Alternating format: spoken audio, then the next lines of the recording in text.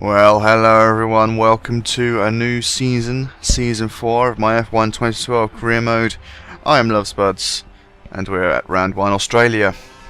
And obviously my objective today is to win the race. I managed to get into Q3. Let's see what we can do.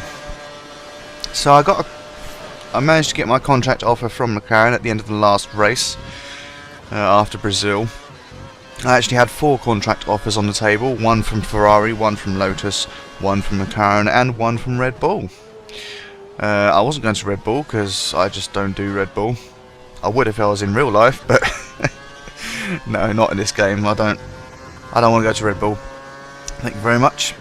So as soon as McLaren popped up, I thought, yeah, I'll have a bit of that. Lotus was the best team to go for in terms of where they finished last season. But I don't mind a challenge, and I always wanted to go to McLaren anyway. I'll probably try Lotus in Season 5. Unfortunately, you won't get to see that. That'll be in my own time, because this will be my last season of doing videos for F1 2012 before 2013 comes out. For reasons that will become apparent in the next few weeks once I do my video on it. It'll be an update video. So, how did we do in qualifying? We're doing pretty well so far. I haven't made any huge mistakes. A few little areas may have cost me a tenth or two. But we're running for the line now. Looking like a decent enough time. Using up the rest of my curves. Got my DRS open. And what's it going to be? It's a 1:25.1. And where's that put us? Where's that put us? Well, I will show you in a minute. Here we go. 4/10 faster than Kimi Raikkonen, who is in second. Looks like the Lotuses are strong again. But where is my teammate, Jenson Button? Well, the curse continues. He is somewhere down in Q2. He got knocked out in Q2. So he's in the midfield of the grid somewhere. I really do hope this is a one-off. Because if this ends up being like a massive scenario like last year, I swear the game is conspiring against me not to win the Constructors. But oh well, we'll see how it progresses. I mean, obviously I had to take Hamilton's seat because he is the number 2 driver in this game, in this team, and I didn't actually manage to challenge Jenson. So yeah, no Hamilton this season. We're just gonna have to get by without him. But Alonso's back and in the Ferrari. Looks like he's doing quite well in second there. I do wish I had taken Massa's seat last season, but, well, it's all about that hindsight. So the top 3 looks as follows. It's Spuds, Alonso, Schumacher. I only hope Jenson can make up some ground. Someone's tailing at the back there, obviously didn't get a good start. And I'm afraid there's not actually much overtaking action in this race. So I'll let you know that now, so you decide whether you want to continue watching or not. It's totally up to you guys. I do tend to warn you if there's not much action in this one, in some of these races. But anyway, as we come to finish around lap 1, we got some bits of news to discuss actually, or that I want to put my opinions on, I suppose, if I have any opinions. Oh, Grosjean's in 4th. So Lotus Kimi's dropped off the pace, so I don't know what happened to him. So the big news of the day, the 27th of June,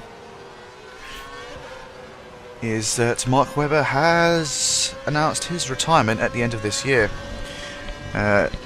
Looks like Sebastian Vettel's going to get a new teammate for 2014. As Mark Webber's going off to join Porsche in their sports development program, whatever the hell that is. I haven't really read up on it, to be honest. But yeah, his reasons for his retirement, I think mainly to do with, well, apart from it being a new challenge, I don't think it's too much to do with Sebastian Vettel and Malaysia and all that, which I don't think it really is, to be honest, because he says his decision has been there for quite a long time for me to actually make a decision on it. He did plan to move on at some point,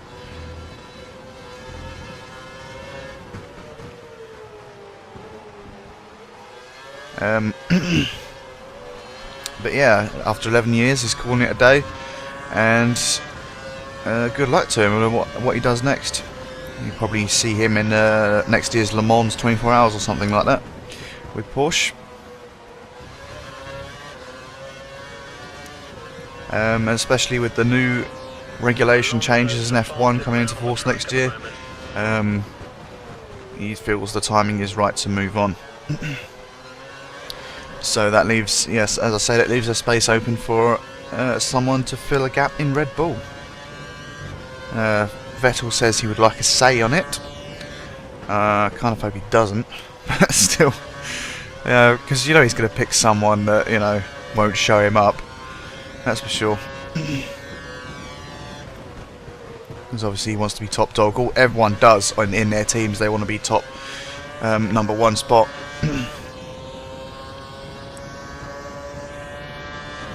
But whoever they pick, he should like it and lump it. It'd be nice to see some even more competitiveness at Red Bull. But we'll see how that one goes. Seems to be a couple of options open to them. I expect they will take someone from Toro Rosso, probably Jean-Eric Vergne or Ricciardo. Wouldn't be surprising. But Kimi Räikkönen hasn't made a decision yet on his future, so you never know, he could end up there. Who knows? Who knows? Find out more in the weeks to come. Ferrari are getting ready for a pit stop. Looks like it's going to be Alonso. Pit stop phase is coming up pretty soon. Also, Mercedes had their tribunal last week and got off with a pretty lenient punishment, in my view. Pretty much amounts to getting away with it. I don't think they were fined, I'm not sure. But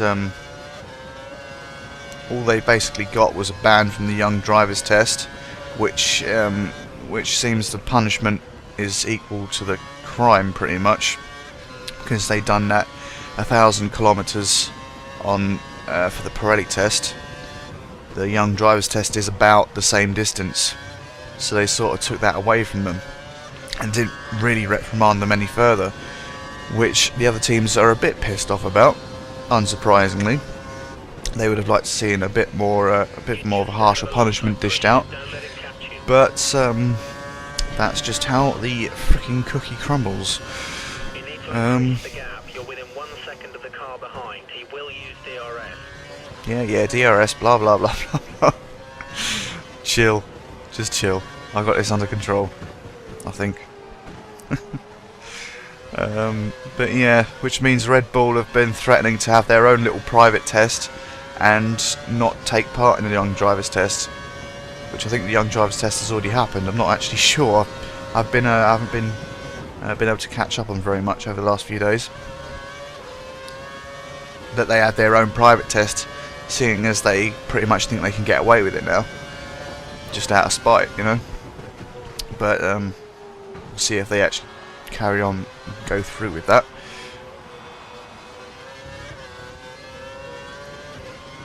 We will see.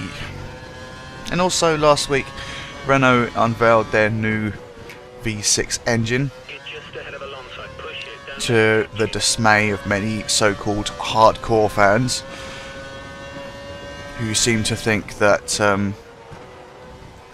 more valves means more power these days, which it doesn't. Well, technically, what I mean by that is, yes, it's less power, but the turbocharger makes up for it. I mean, basically, the cars are still going to have this around about the same horsepower, I believe. I'm not sure. But people seem to have a little bit of a short memory. In the decade of the late 70s and 80s, they had 1.5 litre turbos, as far as I know. Many teams used that, and they were turbocharged, and the racing was pretty good. It might be different in the modern world with all the money and development they do these days. But people seem to think that going down to a 1.6 litre engine is a bit naff. I mean, the engine itself does sound a bit crap, I admit, People do love that big meaty sound of a V12 or a V10 or something, but but I just get disgusted about those so-called fans that say, "Oh, I'm never going to watch F1 again." Now they changed it to this crappy little engine. I mean, seriously? It's about the racing that will come out of it. That's the decision you should be making. F1's always been a testing platform for new development technologies, and that's not going to change.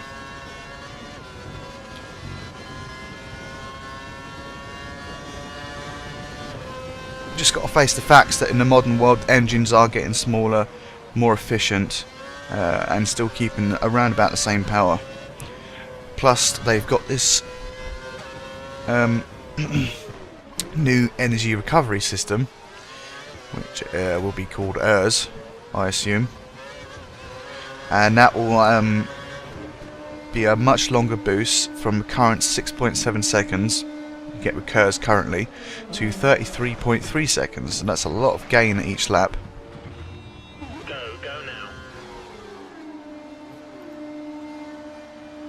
now. And the ERS itself is pardon me. Watch out for traffic as you rejoin the track. Let's just come out the pits. Pretty smooth stop. The energy recovery unit itself will provide 161 brake horsepower compared to what you currently get, 80 brake horsepower. So there's no real loss of power. It's just distributed differently. So we need to think about it when it comes to that.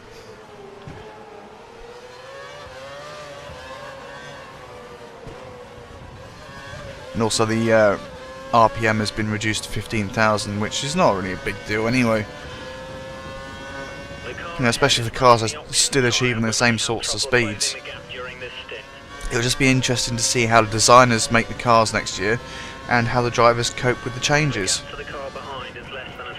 Because the application of power is going to be a lot different to previous years.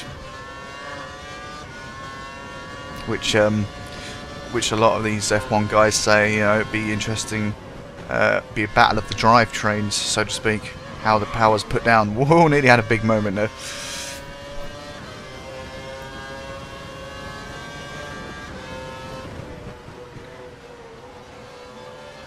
But yeah.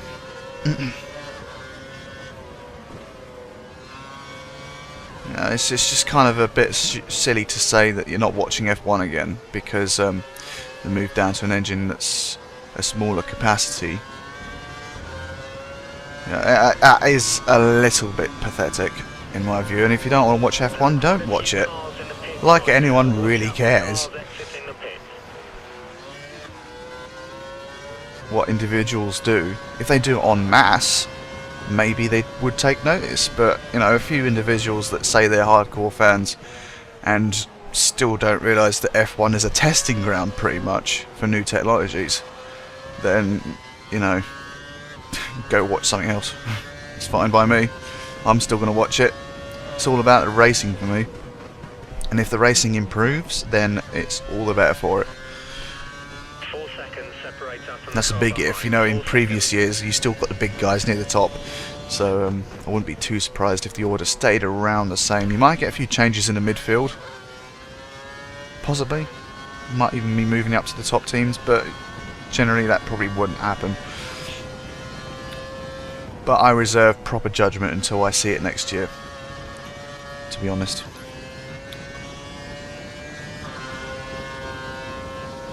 And yeah, British Grand Prix this weekend as well.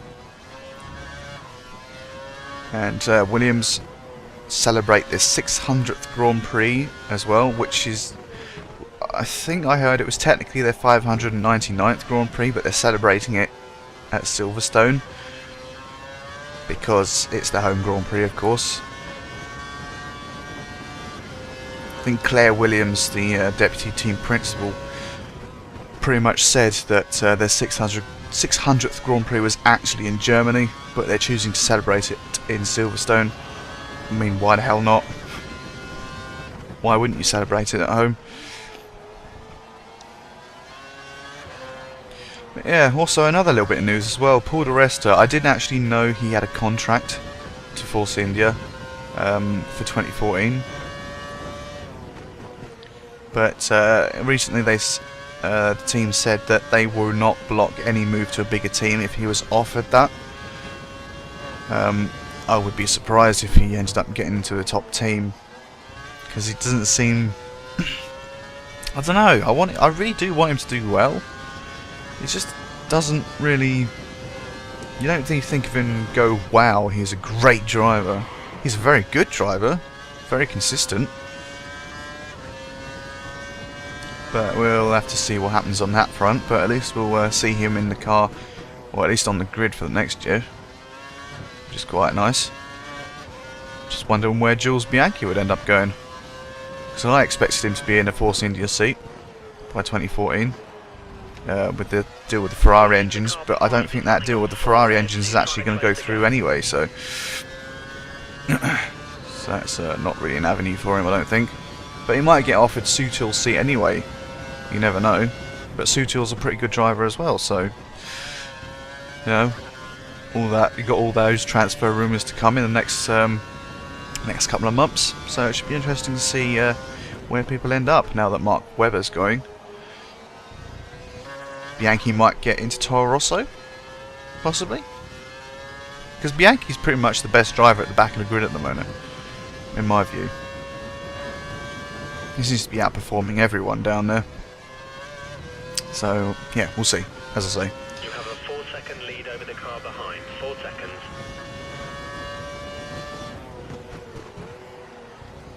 And yeah, looks like McLaren aren't going to be moving up the grid anytime soon. They're probably, although they've got improvements on the car, I very much doubt they'll be able to win a race. They might get into the points, but the trouble is in F1, when you bring new parts and develop new parts and bring them to races and all that, the trouble is that the other teams are doing exactly the same thing, so any advantage is pretty much almost cancelled out unless they are substantial improvements. Pretty sad to see McLaren where they are, but hopefully they can pick it up next year and actually challenge for the championship. That'd be really nice to see, especially when they when they switch to Honda in 2015. That would be interesting as well. See if they can claw back some of the old glory from the old days.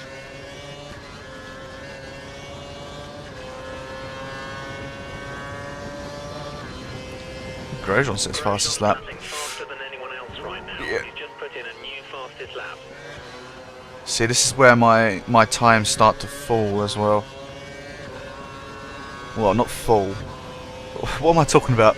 The AI cars' times will start to fall as well now. They're going to have full mix on. They're going to be really going for it for the last few laps of the race. They'll probably catch up to me pretty soon. Because the AI do progressively get faster than me at most circuits, and this one was one I wasn't particularly looking forward to, because in the third sector they are usually fast, very much faster than me, but this time round I seem to be pretty much on the pace. Not perfect, let's see, I'm not exactly keeping on track 100%, but I'm doing enough to keep ahead of them. Should make up some time on the start finish straight as well.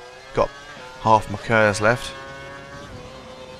Should be alright. See what the time is when we go across the line. I think I may have actually extended it slightly. Yeah, I extended it by a second. I think Grosjean must have got in a bit of trouble there, because Schumacher closed that 2-second gap to him. Alonso's 2 seconds behind Schumacher, and Schumacher sets the fastest lap, which is a whole second faster than my best lap so far. So I do need to pull my socks up a little bit and concentrate a bit more. See what the gap is now. Eked out the gap again, because the first sector I'm pretty fast on, then I lose it all in the third sector usually, and the second sector a little bit. He's just put up the fastest lap of the race. Jensen's flying, but unfortunately it's a bit too little too late. He's way too far back. And I really do hope this is a one-off, because I actually want to challenge for the constructors this year. I thought I'd be in a better position taking the number 2 seat in the team. And Button in this game is pretty usually up there in the points. Not always winning, of course, but he's usually up there. And it's really surprised me that he's right down in the midfield there. We think the car behind is running on full revs. He's trying to close the gap. Messed up a little bit there, which is unfortunate, but now I can switch up to the rich fuel mix for the last 2-3 laps. Still got that 2.6 second gap though, so it's not all bad.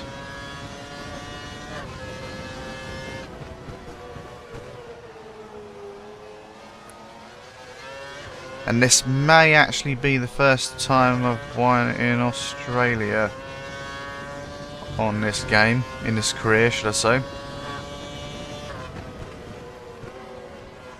Because I know I lost out when I was in Mercedes. I think I lost out when I was in Ferrari as well. I cannot quite remember. It's really bad. It was only a few months ago. Although, to be fair, a few months ago is quite a long time to remember what happened in these races. Considering I've now done 60 races, this will be my 61st race, if my maths is correct. 20, 40, 60. Yeah, this will be my 61st race. And I don't usually remember what happened in the last race, yet alone 20 races ago. But we'll see. We'll see if anyone remembers. But I don't believe I've won this one yet. Only got 2 laps to go to put that ghost to an end. Put that ghost to bed. I don't know what the saying is really. I don't know. Just ignore me. Because now I'm at the stage of the video where I'm sort of rambling inanely about nothing. But I have increased the gap to Grosjean a bit more. Rosberg is getting quite fast. See, this is what happens. My lap times don't go down that much, because I'm trying to go flat out pretty much all the time. But the AI have that little bit extra on me. Although Grosjean doesn't seem like he's catching me, so that's all fine. I'm quite surprised because Grosjean's got basically got clean air. Rosberg may also have clean air as well. He hasn't got people trying to overtake him or defend from him, so he might be able to set those fastest laps. We'll touch the grass a little bit. I had to slow down a bit there. As long as I keep it on the track, should be alright. Right, in terms of these videos, I'm going to try and pump them out as quickly as I can. I've got to finish Season 4 by the end of July at the very least. So, yeah. You might end up seeing a few days where you get a few F1 videos in a row. Because each F1 video is going to take 20 days, basically. You're losing a small amount of time. So, yeah, I need to get a move on with that, and I'll be doing Racer 7 videos as well. Only time will tell whether I get to the end of Season 4. I really hope I do, because I hate leaving things unfinished.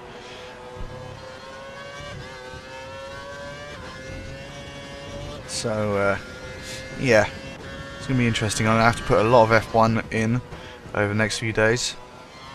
And in terms of YouTube comments as well, I do see them, but I don't always get a chance to reply to them. I'm always doing other things, doing quite a lot of things at the moment.